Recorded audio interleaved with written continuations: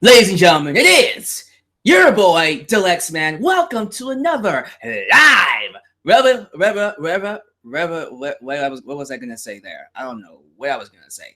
But it's a WWE pay-per-view review. I was going to say review. Review. Opening up with a botch. That's okay, because it is your boy, Deluxe Man. Whew. It's been a long day. Let's get through this. So this is my WWE Payback 2017 review, results, reaction. I'm up here to give you my thoughts on the show that just took place just a couple minutes ago, just went off. Quite frankly, got some things I want to say, but not a lot. Gonna be real with you. The show, I can't really hate on it.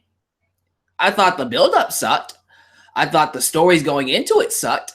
I thought the presentation of it was kind of bland, but at the same time, in terms of the wrestling quality, which is why we watch wrestling, in terms of the matches, in terms of what it did for the performance itself, it was solid. I can't hate the show all that much, and honestly, I dare say all the matches were about even, except for one match that was really, really good.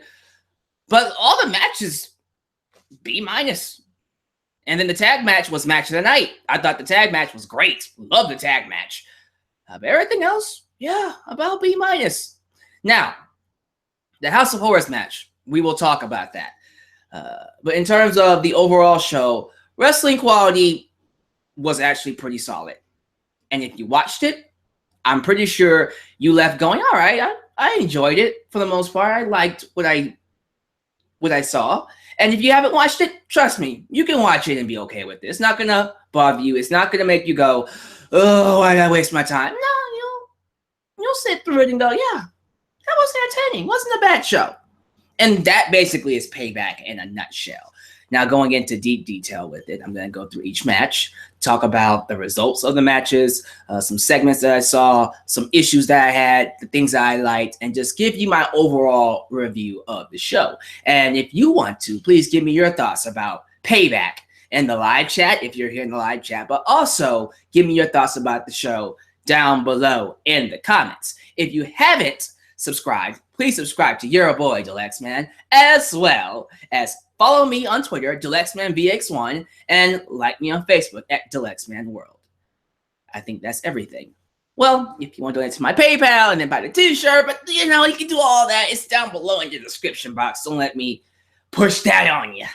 I'm not going to do a Roman Reigns and push it in your face.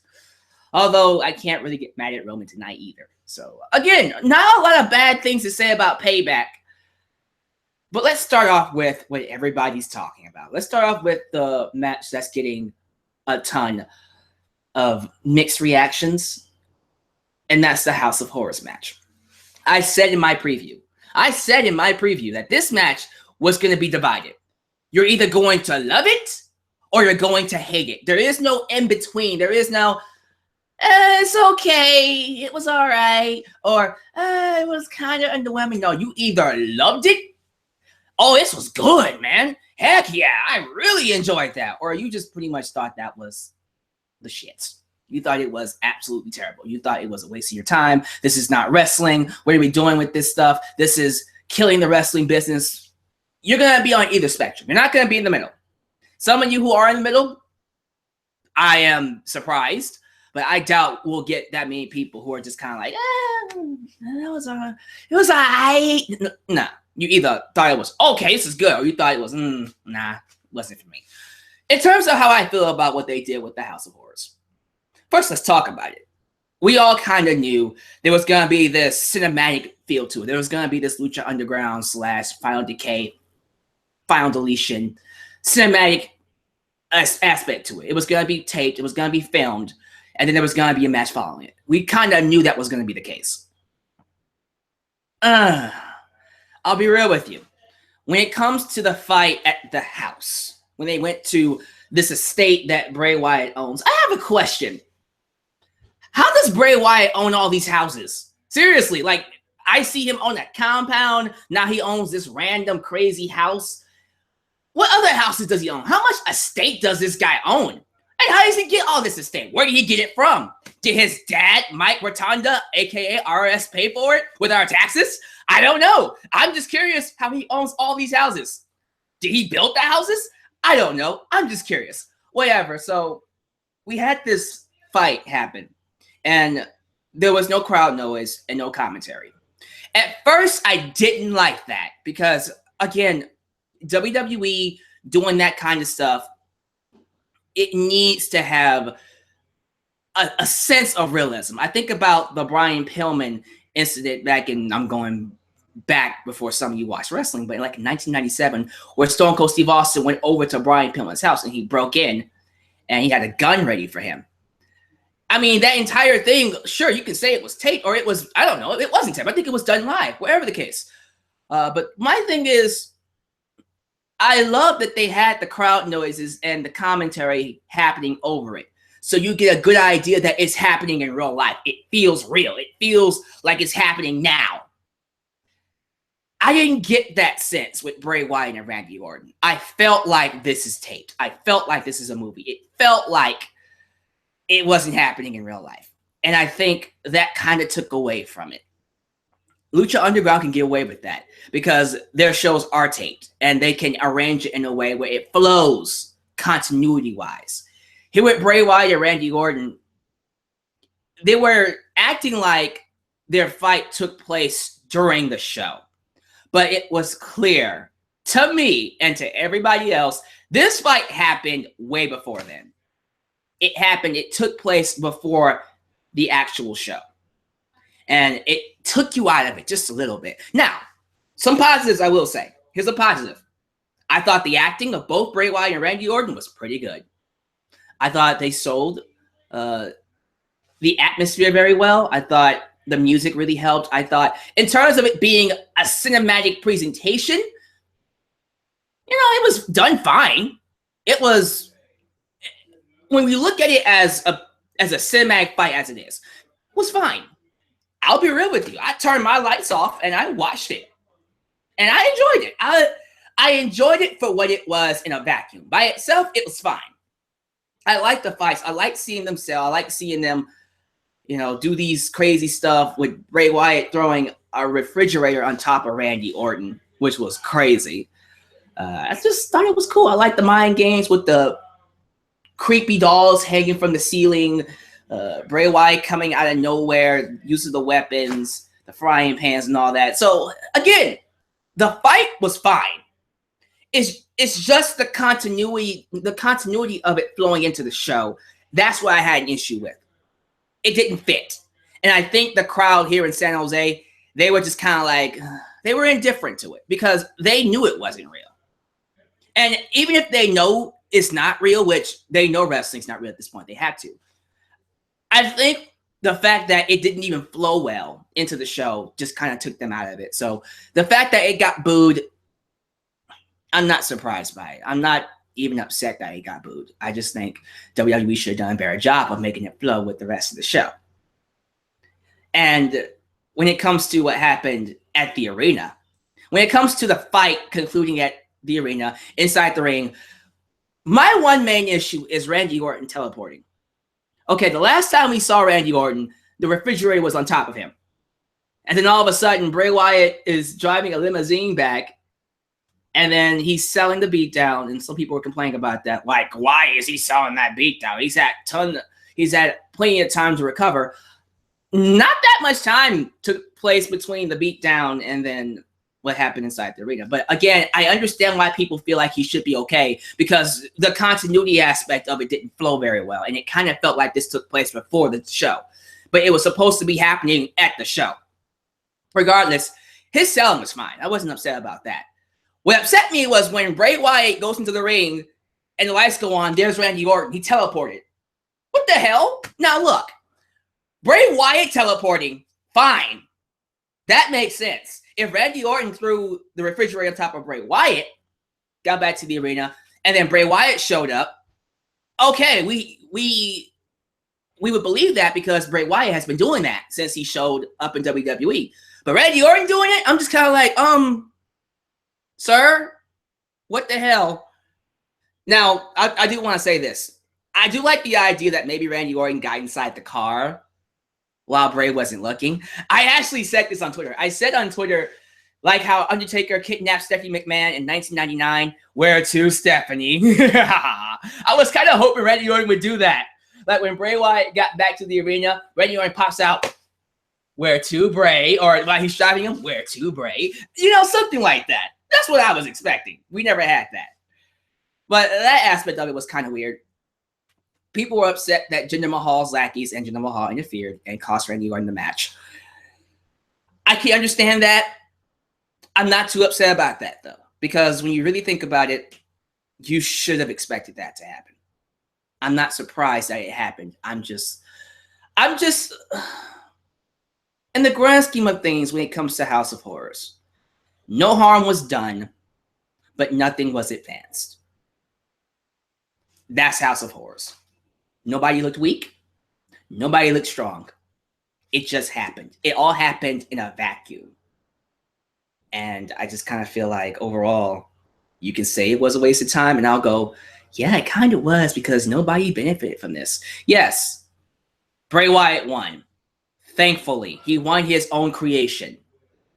But he had help, which makes you think if he didn't have Jinder Mahal interfere, then Bray Wyatt probably would have lost, which protects Randy Orton, but it doesn't help Bray Wyatt. At the same time, Bray Wyatt winning the match helps Bray Wyatt, but he didn't win clean, so he doesn't get anything out of it.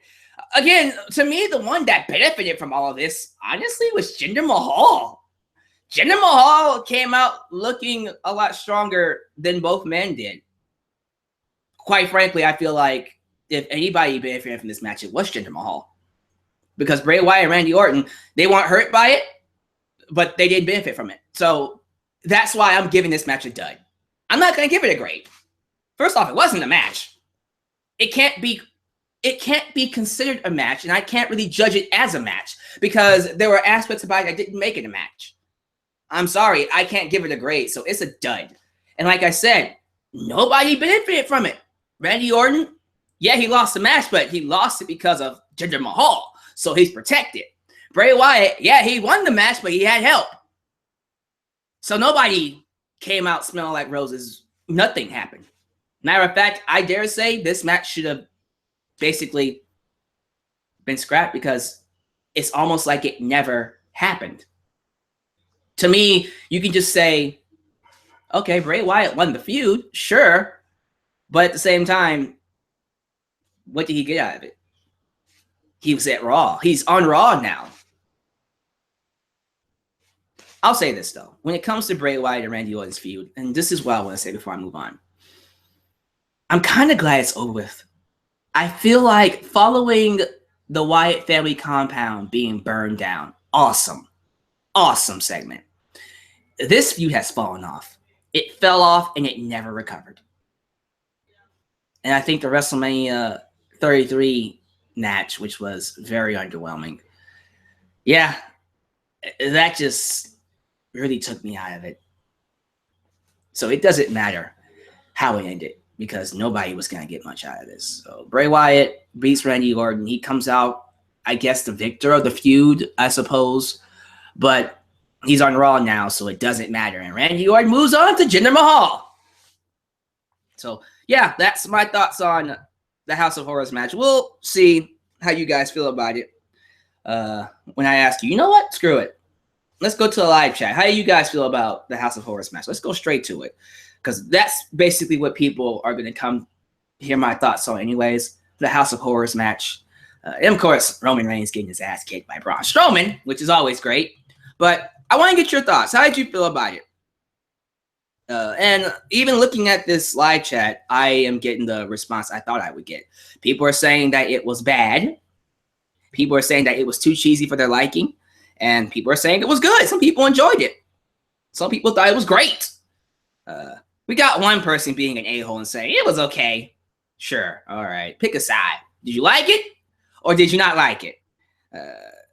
Some people are giving it a D. People give it a B.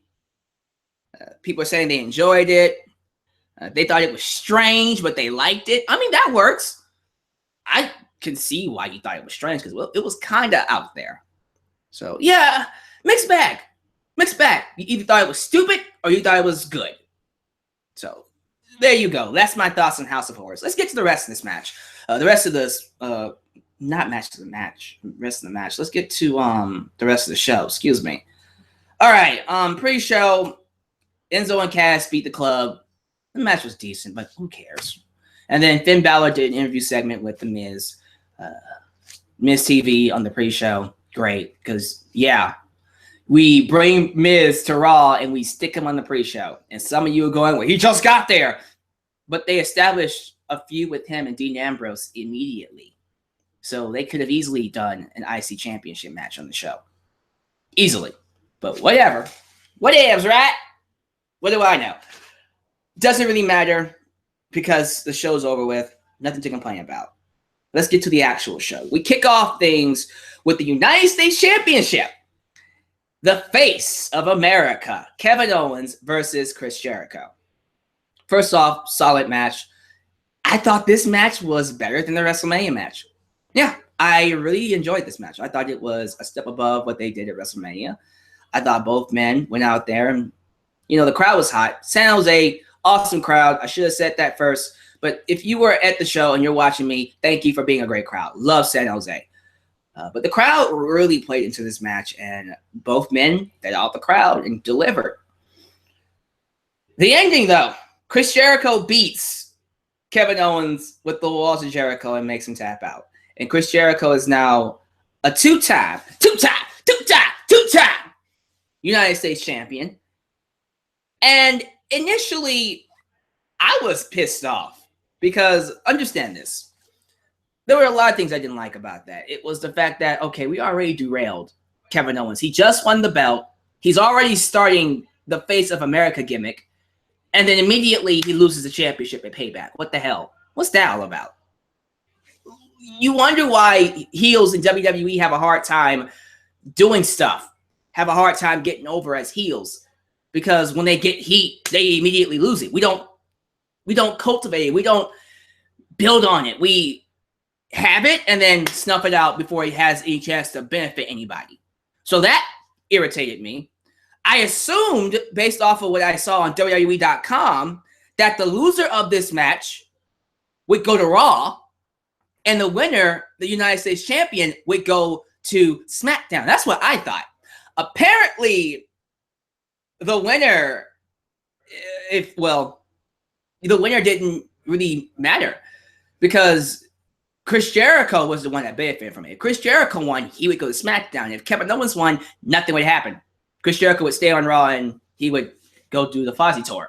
Now that he won, Chris Jericho is now on SmackDown. He is now on SmackDown as your United States champion, which to me is a good thing because SmackDown could use a Chris Jericho. And based off of what we're doing with Kevin Owens and AJ Styles at Backlash, I'm assuming the United States Championship is now a triple threat. It's going to be a triple threat. Owens, Jericho, and AJ Styles. And then maybe Owens will win it back. Cool with me. I think that's a great match to have for that championship. I'm not complaining about that whatsoever. So, yeah, initially I was upset because WWE did a very poor job of explaining the stipulation. I was assuming the loser would go to Raw, the winner would go to SmackDown. But no, the match benefited SmackDown mostly. And if I was clear on the stipulation, I would have predicted Chris Jericho. Would have. But hey, that's all I got to say. That's good for me. I can't really complain about that. One other thing I want to talk about real quick when it comes to this match. Well, thinking about it, no, it's not really a big deal. What I had in my mind was, what was the point of putting the belt on Chris Jericho anyways, because he's getting ready to leave? But no, it's not a big deal because Chris Jericho, two-time United States champion, who cares? It's Chris Jericho. He's going to SmackDown. He's probably going to drop it anyways. That's what, that's just something that, that's just something that WWE does. SmackDown is always going to be the bitch. Unfortunately, it's always going to be secondary to Raw. Even when SmackDown has a continuity going on, if Raw wants to do something, SmackDown will be sacrificed. I hate that. I think that's stupid. I think that's bad for your product, but that's what happens a lot. So I would complain about that, but what's the point? What's the point? So I'm not going to go there. Let's just move on. Chris Jericho's on SmackDown now. We're going to get a triple threat now instead of a singles match. Cool. Fine with me. So let's move on to the Cruiserweight Championship. Neville versus Austin Aries. Another solid match. And yet another match that was better than their WrestleMania match. I thought, again, they topped their WrestleMania match. I thought these two got a lot of time. They worked pretty well with each other. Austin Aries winning by DQ because Neville basically pulled the referee while he was in the last chancery. Okay, I get it. He's a heel. Fine, you keep the belt on Neville. Austin Aries gets a victory. But it's kind of like, all right, he didn't win it at WrestleMania. He didn't win it here. Is he going to win the next one? Because that's where we are with Austin Aries and Neville. To me, it's like, all right, this is his third opportunity now. If he doesn't win it here, this is it. Like, if he gets one more for Extreme Rules, fine. But after this, we got to move on. We got to move on. I just kind of feel like, look, if we're not going to get the belts in Austin Aries, we need to move on. Because I thought that was the whole point. I thought for sure that Austin Aries was going to win that belt. But hey, if you want to keep it on Neville, awesome. I love Neville. I think Neville as a Cruiserweight champion is great. He's been doing a great, fabulous job as Cruiserweight champion. So why take it off of him? I just want them to make up their minds. Like, look, if we're not going to give it to Austin Aries, then just make it clean cut and leave it alone. That's just my thoughts. Don't do the whole, okay, well, Neville was supposed to, like, Neville could have lost, but Austin Aries fell victim to some technicality. Like, no. And this last match, if they do another match, which they probably will, this last match needs to be it. And it needs to be clean. Austin Aries either wins or he loses and Neville goes on. Simple as that. That's just it. To me, it's just like, okay, we're going to continue this. Really? Fine. Let's just wrap this up. Let's wrap this up. Come on. I mean, solid match again, but it's like we got other cruiserweights that we could be working with. Let's get some other people some opportunities here. Like Kalisto. I would love to see Kalisto versus Neville. I mean, after he beat Braun Strowman, why the hell not? Kalisto and Neville, let's go. Like, really? Honestly, let's do that. I would personally have Neville beat Austin Aries the next pay-per-view and then have Kalisto go after Neville. That's what I would do, personally. But we'll see what they do. All right, match of the night for me was the Tag Team Championship match. The Raw Tag Team Championship. The Hardys versus Cesaro and Sheamus. They went to war. I thought everything about this match was fun. Just an all-out fun, crazy match. I love how little by little the Hardys are becoming broken. Matt Hardy is doing more of the, yes, I knew you'd come. You know, you see him do that smile. You know, you see him kind of do the delete more. You see him interject words. Like, he started out talking normally at WrestleMania, just being Matt Hardy. And then once in a while, he'll throw out wonderful, delightful, you know, that kind of stuff. And he's doing more of the delete chants. He's playing into it now. I think the Hardys are coming. I think the broken gimmick is about to take shape in WWE finally. And when it happens, it's going to be awesome. Matter of fact, based off of what happened after the match, that could happen very soon. Regardless, the Hardys and Cesaro and Sheamus had a good match. Hardys win. I think there was a point in the match where Sheamus kicked Jeff Hardy in his mouth and basically broke his tooth. And I think there was what was it? There was something that happened to Matt where he got busted open. Was it that spot where he got not super kicked, but bro kicked? Was it? Someone let me know how he got busted open. But Matt Hardy got busted open during the match. And so there was blood, which added to the match. And here's what I want to say, too. This is where I will say, or use as an example to prove my point about blood. Blood's not going to really make you look any less of a... believable product. Here's my thing. Yes, you can tell me all you want that you don't need blood. You don't need blood. But you know what? If there are sponsors out there saying, oh, you can't have blood, it's too violent for children, there are Disney movies with blood in it. Okay? There are Disney movies with blood in it. Up, just to say the least. So to tell me that, oh, we can't have blood, I'm just like, calm down. You can have blood and still be family friendly. It's okay. Especially when you're talking about fighting. When you have fights, when you see a sport like this, there's going to be blood. That needs to be blood to create the fact that this is dangerous. So I really appreciate that there was blood in this, whether it was intended or not. I'm starting to think maybe, just maybe based off of the end, maybe this is intended. Who knows? Regardless, Hardys win. Then after the match, Cesaro and Sheamus kind of do the whole, I respect you, man. I respect you. And there was a side of me that was like, you know, this would be the perfect time to turn heel. Because Cesaro, before the show, was acting a little bit more arrogant than usual. And I'm thinking, you know, this would be a great time to turn him heel. And as the Hardys were celebrating, bam! Cesaro and Sheamus attack him from behind, and they do become villains. They do turn heel. And they beat him up. They beat the living hell out of him. And I gotta say, I enjoyed it. I actually like seeing them beat each other down. And you know what? Here's my thing. I think, as much as I love Cesaro as a babyface, and as much of a fan I am of him, I think being a heel is the best way to go right now. I hate the fact that WWE will not push him as a top babyface because he can be one. But if they want to turn him heel, fine.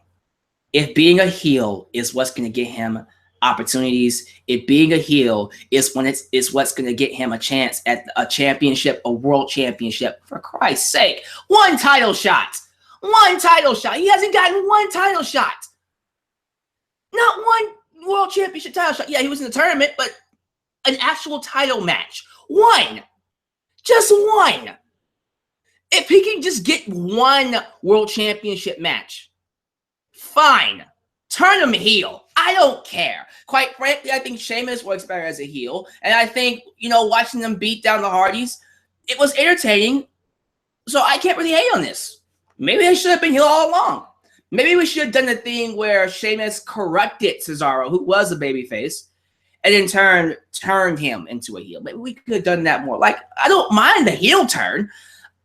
My concern is, okay, where is this going to lead? What are you going to do with Cesaro? What is this going to do for Cesaro?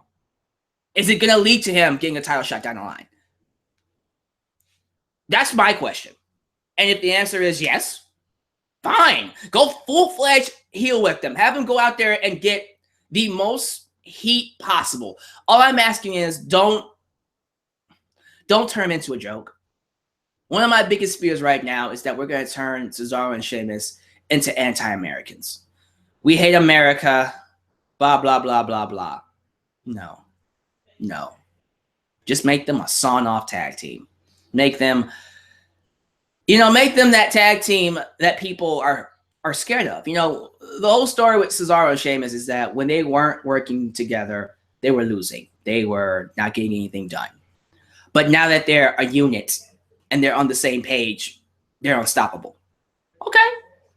Fine with me. Let's go that route. Shoot. I'm fine with that. Just commit to it.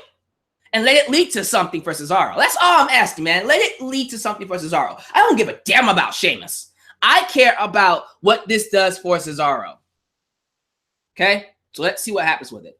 In terms of the Hardys, clearly this is leading to them becoming broken. And I think that's going to be great. I love the Hardys. I love the broken gimmick. At first, when it happened in TNA, again, I didn't know how to feel about it because it was like, this is so out there and so weird. I don't know if I like this or not. As time went by, I love it. Man, if Matt Hardy came out on Raw and said, Cesaro, I knew you'd come.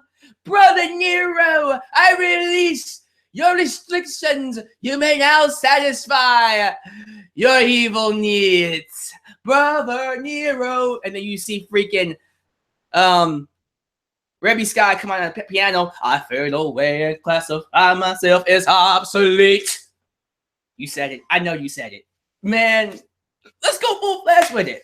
Because if the Broken Hardys come back, that would be the act. That would be the reason I watch Raw every single week. And Braun Strowman. And your new women's champion. But, you know, it was good. I thought this match was the best thing about this show. Absolutely. Let's move on. Let's talk about the women's championship. So, clearly, we were in Bayley's hometown, San Jose, California. And I should have suspected, knowing WWE and how typical they are with how they treat people in their hometown. Maybe, just maybe, it wasn't going to go the way I predicted. Now, I predicted Bayley to win because I'm thinking she's involved in a storyline with Sasha right now. Why would they just have her lose to Alexa? But what do I know? Bayley took on Alexa Bliss in a solid match. Again, I can't really take anything away from the performance. I thought Alexa and Bayley went out there and, yeah, very entertaining match. The women did their thing. I even liked how Bayley was able to, you know, the one thing about wrestling matches that I like, especially the ones that are done right, you have to create the idea that it's a sport. I like it when we see counters to counters, when we see when you see someone hit their head on something and then it has an impact.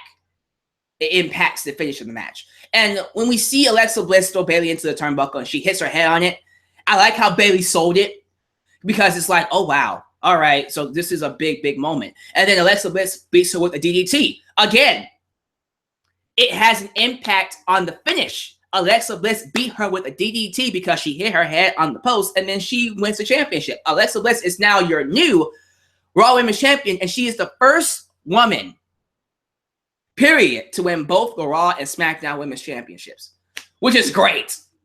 That puts her up there with the Charlottes and the Sashas and the Baileys and the Becky Lynches. I think that's awesome. Alexa Bliss has taken the women's division, both of them, by storm. And I think she is amazing. I love Alexa Bliss. So I hope she has a little bit of a solid run with that. But I'm going to be real with you. I don't expect her to hold that long. Because if the plan is what it is, which is Sasha Banks versus Bayley at SummerSlam, expect Alexa to lose that belt very soon to Sasha Banks. Now, with that said, I am a little disappointed we got no development from Sasha Banks in terms of this story she has with Bayley. I was thinking that maybe Sasha was going to come out and try to help Bayley win or accidentally cost her the championship match. I don't know. She was going to have an impact in the match because that's the story. She didn't come out. And as a result of her not coming out, Bayley lost. So, to me, it further proved that Bayley wasn't a legit champion. I'm sorry. I love Bayley. I think Bayley is a fantastic performer. And with the right booking and the right presentation, easily top babyface in wrestling. Easily. But I just kind of feel like right now, she's hindered. She's not being booked properly. And this women's championship run, looking back on it, I can't really say she was a legit champion because there's that stigma that Sasha was helping her with that championship. And hopefully that's the story. I hope that's the story going forward. I hope that the story is, Bayley, you can't do it on your own. You need me to help you be women's champion. That should be the story. I hope that's the story. And I hope they use that story to build into Sasha versus Bayley down the road. That's my thoughts on that. Now we need to really use what's happened to create some struggle and some conflict with Bayley. Really use what's happened with Bayley as a champion to make fans sympathize with her. I want to see Bayley go out on Raw and just, start questioning herself. Like, you know what? I didn't win the match. I don't like the fact that when Sasha's out there, I win matches, but I can't win without her there. You know what I'm saying? Like, have her show like some conflict. Like, oh, maybe I wasn't the champion I thought I was. And then Sasha goes out there, no, Bayley, you were the champion. You were the champion. And then Bayley goes, no, I lost because you were helping me. Now, I need to do it for my own. I need to do it for me. And then maybe Sasha can be upset that she's neglecting her now and say, okay, screw you, bitch. And then she turns on her that way. I don't know. We got to get something going here. Because if Bayley shows up on Raw tomorrow and acts like nothing happened, I will be upset. And I will go, you have no idea what you're doing with Bayley. You have no idea what you're doing with her. Don't just have her show up and go, okay, I'm fine. Yay. No. Have her come out on Raw tomorrow, show some conflict, get her a rematch, and tell Sasha, do not interfere. Sasha, I don't need you. Sasha, let me do this on my own. Let me beat Alexa Bliss by myself. That's what I want to see. That's what needs to happen. Then fans will see, okay, now she's a babyface. Now, okay, I'm behind you. I want to see you be Alexa Bliss by yourself. I want to see that happen because I know you can do it. And then Sasha screws her over. That would be how you turn her heel. That would be great. Let's go with that. Hopefully they do that. If they don't do that and they do something that's stupid, you can come and give me money. No, I'm just whatever. But yeah, Alexa Bliss, first ever Raw and SmackDown Women's Champion. Respect. All right, Seth Rollins versus Samoa Joe. Again, another solid match, and I love how it ended. I love that Seth Rollins basically got a lucky victory over Samoa Joe. The match itself, not much to say about it. It was just a solid match. I love the counters. I love the wrestling aspect of it. And I love that Seth Rollins was using his mind to beat Samoa Joe through technicality. You know, every time he hooked the coquina clutch on him, Rollins was, using counters to pin him. And then that's how he beat Samoa Joe. He beat Samoa Joe because Samoa Joe let his guard down for not even 10 seconds, for 2 seconds. He had Rollins in the coquina clutch, and then Rollins rolled forward and hooked him, pinned him for the 1-2-3, and beat him. And to me, I'm thinking, yeah, you know what? If Rollins was gonna beat Samoa Joe, that would be it. That would be it. A lucky victory. So yeah, I thought it was solid, and apparently this is going to continue. So let's see where it goes. Maybe at Extreme Rules, Samoa Joe will beat Rollins. We'll see. Main event time. Braun Strowman versus gonna call that fierce man, Roman Reigns, coming out all bandaged up, looking like he just rose from the freaking dead. I saw all those bandages on Roman Reigns, and I'm like, come on, man.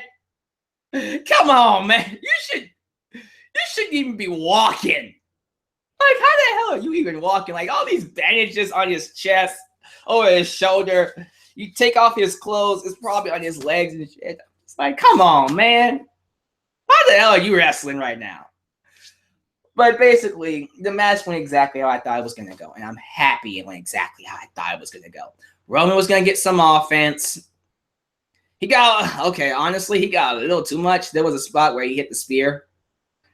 And I thought to myself, man, I'll tell you what.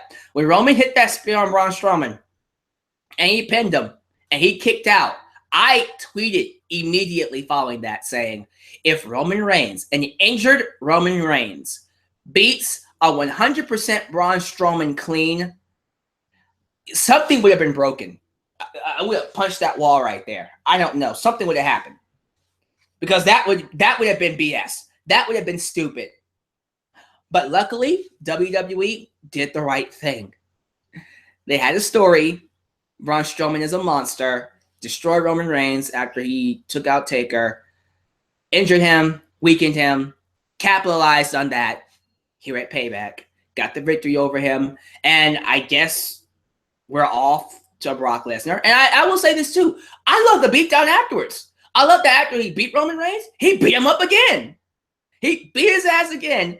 And he used those steps to knock him down, and then he thrusted it into his gut. And you see blood, like actual blood, coming out of Roman Reigns' mouth. Again, the usage of blood on this show was good. It was very well done, and it helped the beatdown. It helped sell what was happening. And I appreciate that. I thought that was really well orchestrated by WWE. And I thought that's cool. I thought that it was cool to see some blood, some actual legit blood being used.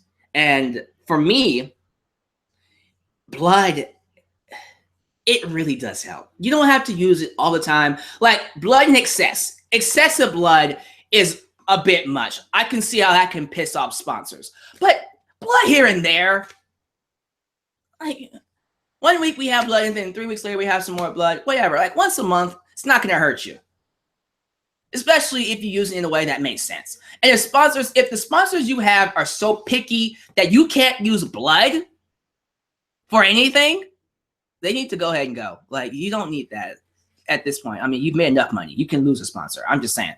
But WWE probably doesn't have the balls to tell the sponsors to screw off, so we'll probably have to deal with it. Regardless, blood helps.